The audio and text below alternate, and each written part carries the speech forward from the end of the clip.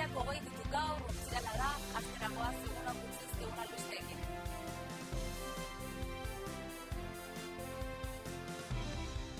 Etak maiatzeko lehen asteburuan iragarriko du desegitea. Gaur goizean erakundeak Gara eta Berriara bidalitako oharrean aitortu du zinez sentitzen duela eragindako samina handia. Horren aurrean, Nafarroako gobernuak esan du amaiera behin betikoa eta benetakoa izan behar duela. Altsasuko auziko laugarren epaiketa egunean lekukoek ez zuten ezer ikusi eta defentsaren tesia indartu dute. Pentsiodunek manifestazioa handibitara deitu dute maiatzerako. Mobilizazioak maiatzaren 8 eta 26 egingo dituzte Hego Euskal Herrian. Lab sindikatuak aurtengo maiatzaren lehenerako bere irakurketa eta egun horretarako deitu dituen mobilizazioen berri eman du. Edalontzi Berrera Bilgarriak Iruña guztira zabalduko dituzte jai batzordeak eta udalak. Another Day of Life, Raúl de la Fuente Nafarraren filma Canesen izango da. Mari Abrego hilda mendizale erreferente bat, Kabira igozen lehen euskal mendizalea izan zen Josema Kasimirorekin batera. Gaurko albisteekin asteko etak maiatzeko lehen asteburuan iragarriko du bere desegitea. Gaur goizean erakundeak Gara eta Berriara bidalitako oharrean aitortu du zinez sentitzen duela eragindako samina handia. Honen aurrean, Nafarroako gobernuak esan du amaiera behin betikoa eta benetakoa izan behar duela. Etak maiatzeko lehen asteburuan iragarriko du bere behin betiko desegitea. Aldez aurretik ekitaldi bat egingo du Ipar Euskal Herrian eta horretan hainbat ordezkari politikok eta sozialek eta nazioarteko eragilek parte hartuko dute. Horri buruz zehaztasunak astelehenean jakinaraziko dituzte Brian Currinen nazioarteko harreman taldeak eta Bakebideko eta Foro Sozialeko ordezkariek eskainiko duten prentsaurreko batean. Horren bestez, desarmeak gauzatu eta urtebetera eta indarkeriaren amaiera iragarri eta 7 urtera desegingo da eta horrela bete egingo da azken asteetan Euskal Herriko aktore politikoek egindako aurreikuspenak desegitea uda baino lehen etorriko dela errepikatu baitute behin eta berriz. Nafarroako gobernuaren iritzia netaren desegitea behin betikoa, benetakoa eta alde bakarrekoa izan behar da Maria Solana bozeramaileak esan duenez. Solanaren esanetan etaren desegitea gizarte Nafarrak aho batez eta duela denbora gehiegi egindako eskakizuna da. Hortaz, behin betiko eta betirako heltzea espero du. Solanak azkenik lurralde honen normaltasunaren aldeko politikan aurrera pausoak ematearen alde agertu da, baina asko falta dela onartu du. Horren hildotik garrantzitsua eta ezinbestekoa da eta modu alde bakarrean eta behin betiko desegin eta desagertzea. Altsasuko auziko laugarren epaiketa egunean lekukoek ez zuten ezer ikusi eta defentsaren tesia indartu dute. Laugarren egunean atzo defentsak deitutako lekukoek bertsio ofiziala ukatu zuten. Koska tabernan izan ziren gau hartan eta gehienak antxe ziren iskanbila sortu zenean. Adibidez, Kristina Arrieta zerbitzariak 15 egun zeramatzan koiskan lanean eta ez zituen auzipetuak ezagutzen. Esperientzia badu ostalaritzan eta esan zuen borrokak nabaritu egin ohi direla. 2016ko urriaren 15 ordea barraren bestaldean ez zuen ezer antzeman. Gorka Martinez Altsasuarrak jende pilaketa bat ikusi zuen eta Rebeka Moreno Olaztiarrak batean nabaritu zuen taberna hustu egin zela. Gertaerak aztertuz, atzoko saioak auzipetu batzuk istilua izan zeneko tokitik kanpo kokatzen ditu Morenok. Adibidez, Guardia Zibilaren bikotekide Maria Jose Naranjok ia ziurtzat jo zuen Aratz Urrizola toki hartan zegoela. Aldiz, Jon Etxeberriak Urrizolaren kontakizuna berretsi zuen. Aurreko egunetan Guardia Zibilak eta bikotekideak ez ziren gai izan Iñaki Abad istiluaren unean koiska barruan edo inguruetan kokatzeko. Eren egun berriz, foruntzainek ez zuten entzun, Ainara Urkijok mehatxurik egin ziola Pilar Perezi sargentuaren bikotekideari. Atzo, Gorka Martinezek eta Kenneth Bergarak baieztatu zuten Jon Anderkop foruzainak eta ambulantzi iritsi ostean azaldu zela. Akusazioaren arabera, Bergarak Maria Jose Naranjo tenientaren bikotekidearen anaiari komentatu zion egon beharret zuen jendea sartu zutela auzipetuen artean eta atzo baieztatu zuen horietako bat Jon Ander Kopp dela. Oian Arnantzen defentsak eskatuta deklaratu zuen Kenneth Bergarak eta onartu zuen ez etortzea nahiago zuela. Bergara taberna barruan zen Julen Goikoetxearekin batera, Goikoetxea dantzan izan zen 1 euro. Bergara Maria Jose Naranjoren laguna ere bazen. Tentsioa handitu zenean Oian Arnantz eztabaidan ikusi zuen Guardia Zibiletako batekin, bereiz egin zituen eta Arnantz harturik tabernako beste muturrera eraman zuen. Bergarak ez zuen ez kolperik ez ostikorik ikusi taberna barruan. Bergararen arabera Guardia Zibilak bultzaka atera zituzten eta atzerago bera ere atera zen bestelako asmoz. Orduan tenientea luarrean ikusi zuen eta txanoak zituzten batzuk ura jotzen ikusi zituen. Ez zuen inor ezagutu. Bergarak dioenez saiatu zen beste inorrez jotzea tenientea eta gero Maria Jose Naranjo lasaitu zuen. Haren ustez kanpoan inork ez zuen jo sargentua, baina alkandora utxita zuen. Hurrengo egunean WhatsAppez mezu bat bidali zion Naranjori zer modu zegoen jakiteko. Bere testigantzak aditzera ematen du Guardia Zibilek izan zutela lagundu zien norbait eurek kontrakoa esan arren.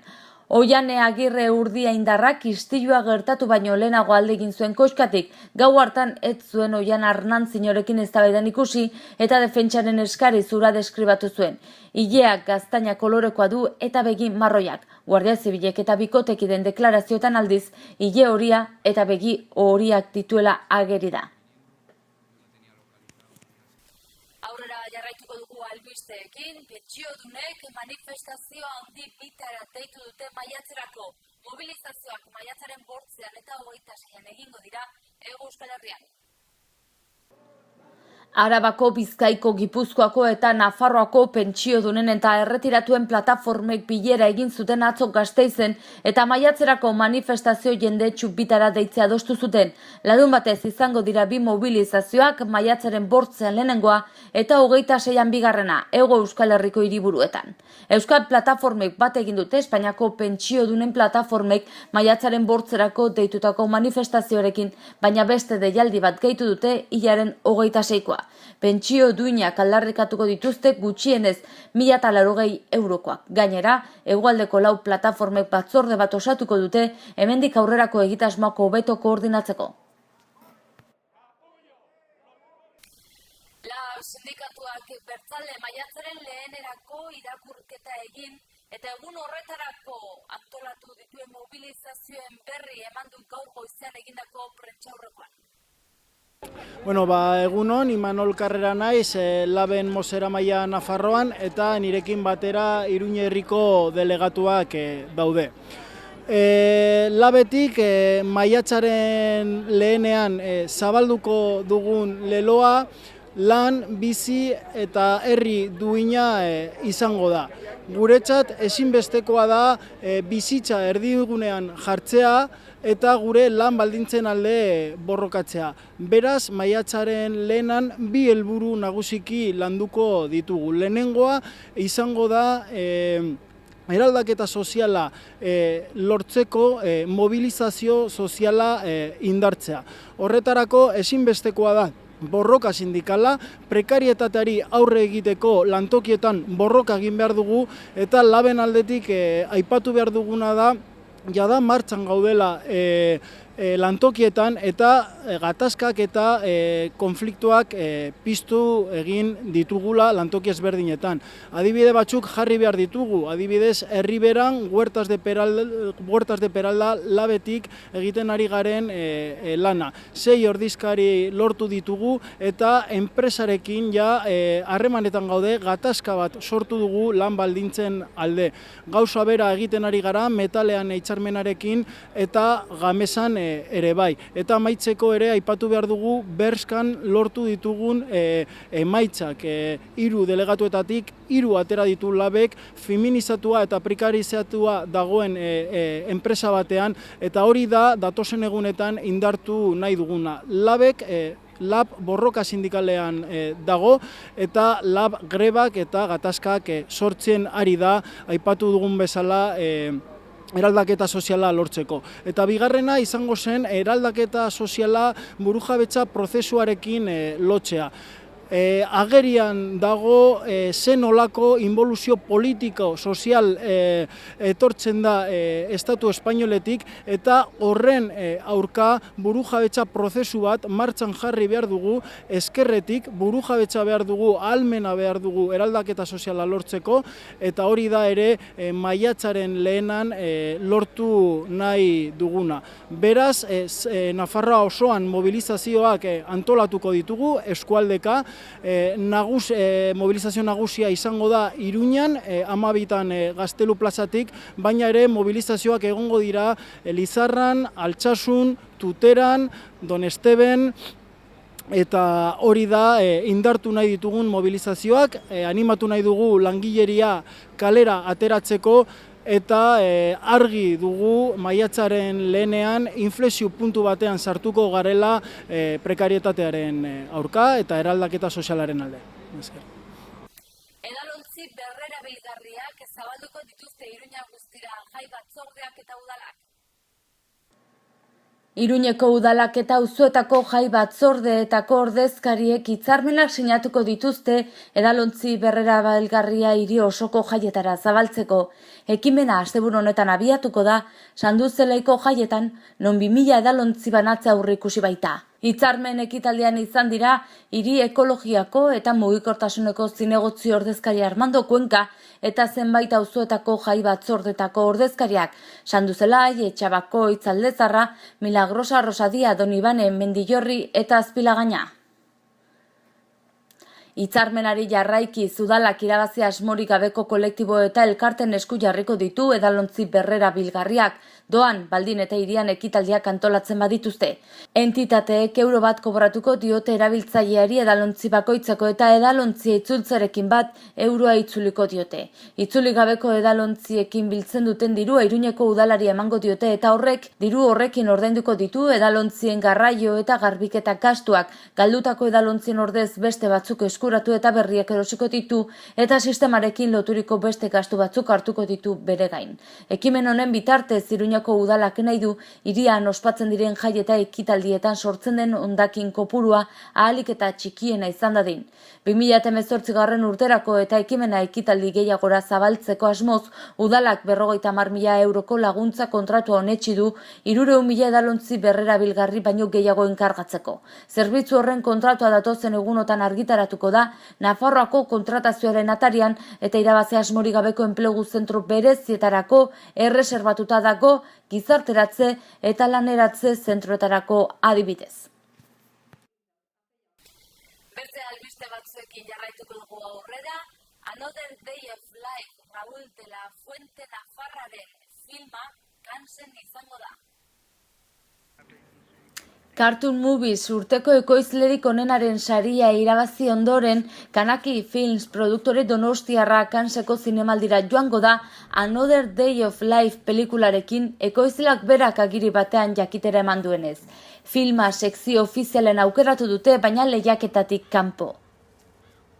Rizar Kapuskinskiren inguruko biopika Raúl de la Fuente Nafarrak eta Damian Nenok zuzendu dute. Amaia Ramirez produktorearen lana urte bukaran helduko da zinema aretoetara golen banatzailearen eskutik. Another Day of Life pelikula besteak beste eta beren parte hartzarekin eta Eusko Jaurlaritzaren eta Nafarroako gobernuaren babesarekin ekoitzi dute.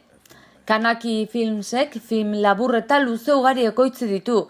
Besteak beste Minerita, Oscar sarien 88. edizioen finalista eta Goya saria Espainiako dokumental labur honena 2014an. Mendizaletasunak lagun bat galdu du. Mari Abrego hilda mendizaletasunaren erreferente handi bat. Kabi mendia igo zuen lehen euskal herritarra izan zen Josema Kasimirorekin batera. Azken asteetan bi erreferente galdu ditu euskal mendizaletasunak. Martxoaren 27an Xabier Erro hil zen 1980an Everestera igo zen lehen euskal espedizioko kidea. Atzo berriz Mari Abrego zendu zen Josema Kasimirorekin batera Kabira igo zen lehen euskal herritarra. Erro eta Abrego minbiziak jota hil dira. Mendiaren inguruan izan zuen ikuskeragatik eta hainbat belaunaldirentzat eredu izategatik nabarmendu zen Abrego. Gidari moduan gainera jende asko eraman zuen mendira, bere bizitzeko modua zen nabarmendu du Kasimirok. Libre sentitzen zen bertan eta gustoko zuen tontorrera igo ondoren Mikel Laboaren txoria txori entzutea. Goi mailako mendietan utzitako arrastoa handia izan da, gutxienez 30 aldiz igo zen Akonkaguara eta 5-8 milako ere egin zituen. Makalu, Nanga Parbat, Broke Peak eta Txooyu. 4 aldiz saiatu zen Everestera igotzen, baina ez zuen lortu. Txikitatik zuen ametsa beste 8 milako bat zen, Kabia. Igotzea lortu zuen bigarrena izan zen, Makalu izan baitzen lehena. Makaluiko baino urtebete lehenago saiatu zen Kabira igotzen, 1988an, Kasimiro eta beste 7 mendizalerekin batera, baina eguraldia tarteko atzera egin behar izan zuten. Ordutik berriro igotzea izan zuen buruan, 1986an kendu zuen arantza Kasimirorekin batera. Goazen orain, astebururako eguraldiaren pronostikoa zein den ikustera.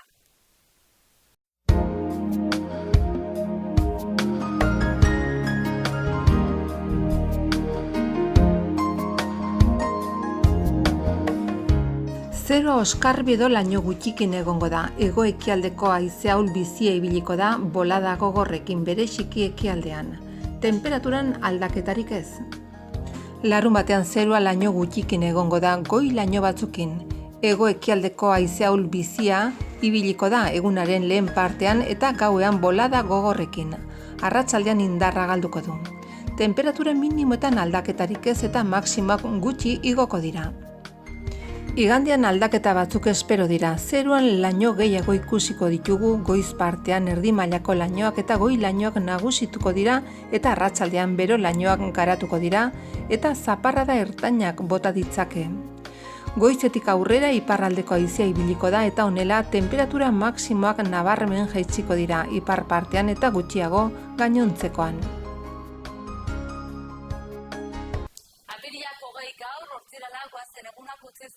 Errepaso egitera titularrekin.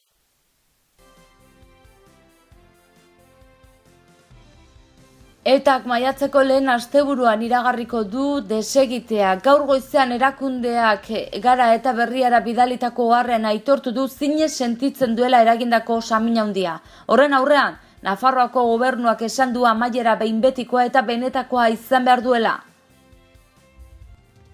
Altsasuk auziko 4. epaiketa egunean lekuko eketzuten ezer ikusi eta defentsaren tesia indartu dute.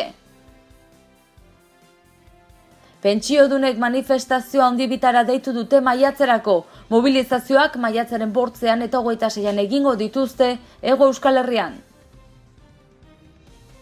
Lab sindikatuak aurtengo maiatzaren lehenerako bere irakurketa eta egun horretarako deitu dituen mobilizazioen berri eman du. Edalontzi berrera bilgarriak Iruña guztira zabalduko dituzte jai batzordeak eta udalak. Another Day of Life, Raúl de la Fuente Nafarraren filma Canesen izango da. Mari Abrego hilda mendizale erreferente bat, Kabira igozen lehen euskal mendizalea izan zen Josema Kasimirorekin batera. Eta bertzerik ez gaurko, zauxe izan dena, mila esker zuen arretagatik eta seguru hona izan.